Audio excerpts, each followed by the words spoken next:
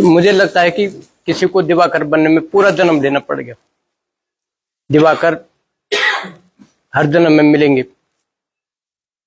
जैसे हम पहले देखते हैं माधव सिंह भंडारी की शौर्य गाथा, वीरचंद सिंह गढ़वाली जैसे लोग हमारे इस राज्य में हुए हैं।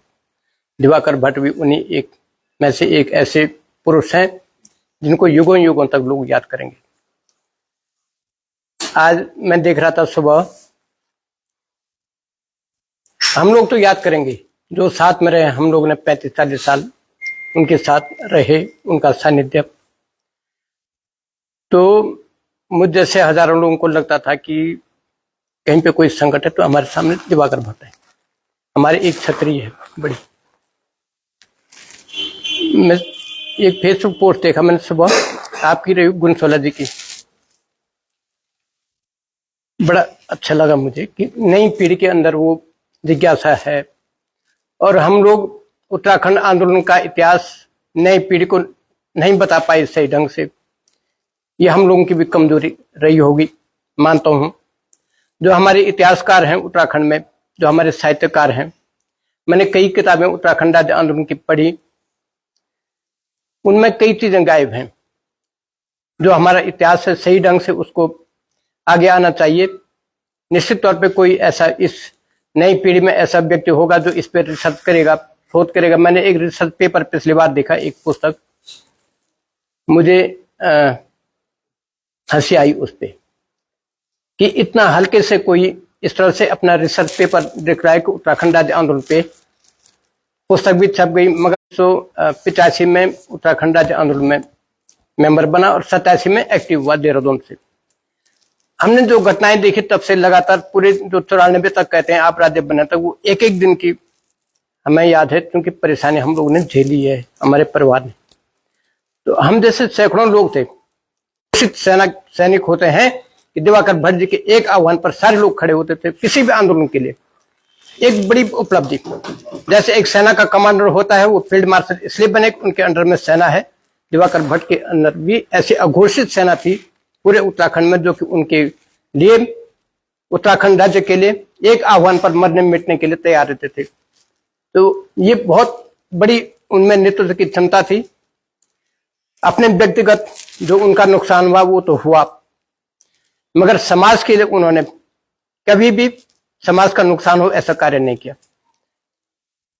40-45 बार वो उन्होंने लाठियां खाई, पुलिस की लाठी से घायल हुए। 26-27 बार वो जेल गए उत्तराखंड के लिए, लगातार जेल गए, लाठियां खाई, भूख हड़ताल की। 1993 में जब मुजफ्फरनगर कांड हो गया था, उसके बाद सारा पहाड़ सुन पड़ी, सब लोग डर गए थे, घबरा गए थे, बाहर की पुलिस थी। उसके बाद कोई हिम्मत नहीं जुटा पाए कि हम खड़े हों। ऐसे वक्त पे दिवाकर भट्ट जी ने 1995 में सिरियन टापू श्रीनगर में आंदोलन खड़ा करने का निश्चय किया, फैसला किया, मीटिंग बुलाई, अपने सारे लोगों को बुलाया, बोले कि भाई हम आंदोलन करेंगे। लोग घर में बैठ गए, इस तरह से तो राज्य बनेगा नहीं। तो वो आंदोलन हुआ।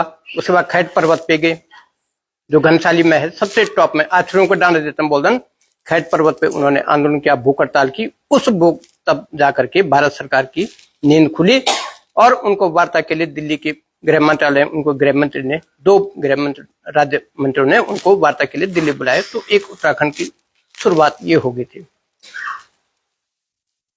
तो जो मैंने कहा कि दिवाकर भट्ट जी सदियों में पैदा होते हैं कोई एक। अब उत्तराखंड के लिए भले ही हमारे पास बहुत सारे नौजवान आगे आ रहे हों, मगर जो तत्कालीन परिस्थिति थी, जो आज की परिस्थिति है, उसमें जमीन आसमान का अंतर है। तब साधन नहीं थे, साधन हम लोगों के पास नहीं थे। उत्तराखंड यूकेडी के पास जो कार्यकर्ता थे उनके पास साधन नहीं थे, साधन विहीन, अपनी जेब से जो 2 पैसे आए चंदा खरीदा या तदबन कुछ लोगों ने मदद की। जो आंदोलन चलता है वो लोगों के सहयोग से ही चलता है।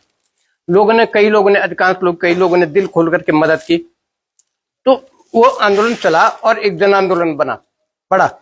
94 में मैं बार हम भी कहते हैं, पिछली बार भट्ट जी से मैंने 2005 में एक इंटरव्यू लिया था, वो कई पत्रकारों में छपा। मैंने उनको कहा था, लोग कहते हैं 94 का स्वतः स्फूर्त, उन्होंने कहा ये बेवकूफ लोग हैं, ये स्वतः स्फूर्त क्या होता है, उसके लिए हम लोगों ने 15-20 सालों से लगातार काम किया, आंदोलन किया, वन संरक्षण अधिनियम की खिलाफत की। लगातार हम लोगों ने जब खाद पानी इस आंदोलन के दिया, ये धरती उर्वरा हुई, लोगों के मन में आया कि राज्य बनना चाहिए, इसलिए लोग सड़क में आए। ऐसे कौन सा सड़क में आता है? राजधानी के लिए भी आज जो पहाड़ का मुद्दे हैं, जो मूल्य निवास प्रमाण पत्र है, जो भू कानून है, जो सारी चीजें हैं, उसके लिए भी जब लोग लगातार काम करते रहे, नई पीढ़ी काम कर रही है, तो निश्चित तौर पर मुझे लगता है हम आशावादी लोग हैं कि एक दिन जरूर इसके लिए भी एक बड़ा आंदोलन होगा और हम अपने लक्ष्य में सफल होंगे। तो मैं गुणसोला जी इनकी बात कर रहा था, इन्होंने कहा कि भाई मैंने जब कल परसों से 2 दिन से मैं लगातार पढ़ रहा था कि दिवाकर भट्ट कौन है, दिवाकर भट्ट कौन है, क्या उन्होंने क्या, तो मुझे नहीं था पता कि दिवाकर भट्ट जी कौन है, मैंने सिर्फ नाम सुना। मगर जब उनके जाने के बाद उनके बारे में लोगों ने लिखा, मैंने पढ़ा, तो मुझे लगा कि वाकई वो एक बहुत बड़े आदमी थे और निश्चित तौर पर वो फील्ड मार्शल इस पद के उत्तराखंड के सबसे बड़े आंदोलनकारी होने का हक रखते हैं।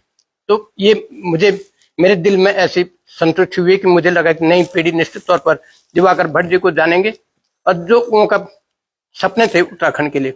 हमारे आदरणीय बोर्डन जी थे, त्रिवेंद्र पंवार जी के, यहाँ आप यहाँ देखे अवतार सिंह राणा जी, हमारे इस क्षेत्र में गंगाधर सेमवाल जी, सतीश सेमवाल जी, मुकेश डोभाल जी, राय सिंह जी, कई लोग यहाँ दर्शन सिंह बिट थे, यहाँ हमारे नरेंद्र सिंह नेगी थे, तमाम हमारे जो कार्यकर्ता थे वो दुर्भाग्य से कोरोना काल में एक एक करके यहाँ से चलते निकले।